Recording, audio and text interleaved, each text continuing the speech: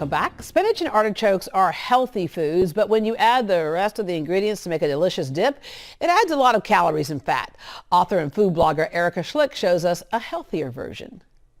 Spinach and artichoke dip is such a simple and delicious appetizer, but oftentimes it can be filled with ingredients that aren't so great for you. So today I'm going to be showing you how to make a paleo or a vegan version, whatever you choose, and this is going to be a delicious and simple way to make an easy appetizer or a perfect game day recipe. So we're going to start by mixing in our wet ingredients, and so I have one 8-ounce container of cashew cheese, and this is a non-dairy cheese that has a little bit of a cultured flavor, and it's got some herbs and dill in it, so it's absolutely delicious. And I've got some mayo here, and depending on which version you choose, you can either use a vegan mayo or paleo mayo. So we're going to go ahead and add that in, and then we're going to add in some of our seasoning. So I have 1 teaspoon of lemon juice, I have some garlic powder, I have some onion powder, and of course some sea salt.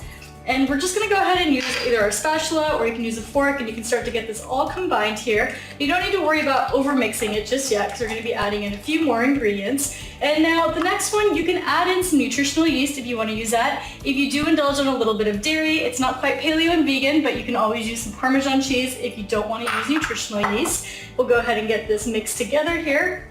And next I've got my artichokes, and I've gone ahead and chopped these. It's just 1 can of artichokes, and I've chopped these with my food processor into more of a bite-sized kind of size. And we'll go ahead and get that mixed in here. And it's so easy. This comes together so simply. It's such a simple ingredient to add in. And last but not least, of course, we have our spinach. So this is about 4 cups of chopped baby spinach. And I don't cook it just yet. I like to use it fresh, and then we're just going to go ahead and get this mixed in here. This obviously takes a little bit longer to mix in since the leaves can be a little fluffy. And that is about it. We're going to get this combined, and then we're going to go ahead and put this into a cast iron skillet that I have prepared here.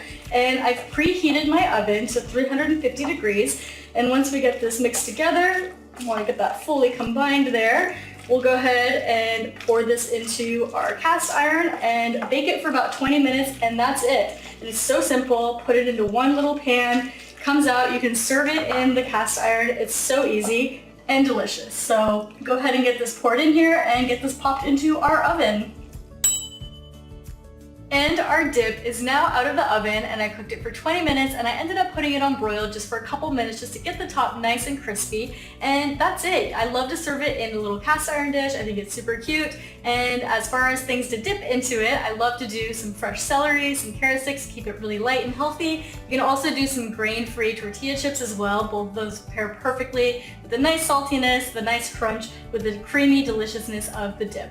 So I hope you enjoy this recipe. You can get the recipe on my website, thetrailtohealth.com, and you can find other healthy and delicious recipes in my cookbook, Wandering Palate, which is available on my website and Amazon as well.